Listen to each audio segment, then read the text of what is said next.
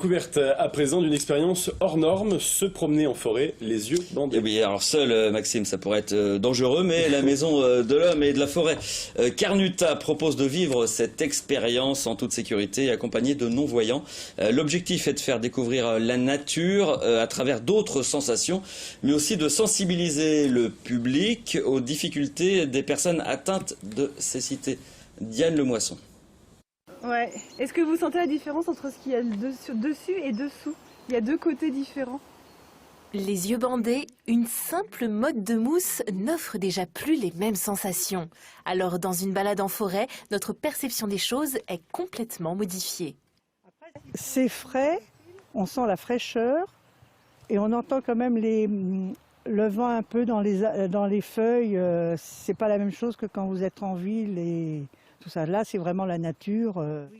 Mais il faut quand même savoir où mettre les pieds. Pour cela, Carnuta propose de suivre un fil d'Ariane de 300 ou 400 mètres de long.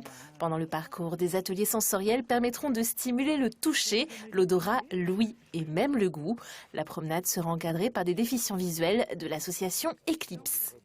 Alors, juste avoir envie de se mettre à la place d'une personne non-voyante ou malvoyante. Après, on va jusqu'au bout de l'expérience ou pas, ça c'est pas obligatoire. L'idée c'est vraiment de tenter l'expérience et puis après de partager aussi parce que voilà, on va se retrouver après autour d'un petit goûter et on l'a vu l'année dernière, les échanges sont très fructueux. Je tiens parce que j'ai peur de tomber. C'est angoissant? Oui, tout à fait. Parce qu'on ne sait pas où on va. On est vraiment dans le noir, c'est le coup de dire le noir complet. Là tu peux toucher l'écorce quand même. Voilà. Ah, c'est pas le même écorce que l'autre à côté. Non. Parce que l'autre, elle était plus craquelée. Des non-voyants profiteront également de la promenade. La forêt est un univers qui leur est bien souvent fermé. Je dirais qu'on n'est jamais si bien que dans une ville, entre une bordure de trottoir et un mur pour se déplacer, c'est pas très compliqué.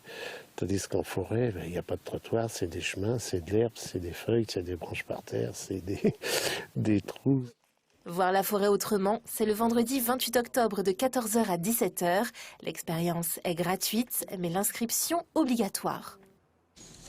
Voilà, à faire dans un champ, si vous êtes tout seul, il y a moins de risques. C'est la fin de ce journal. Tout de suite, c'est la météo et puis on se retrouve pour le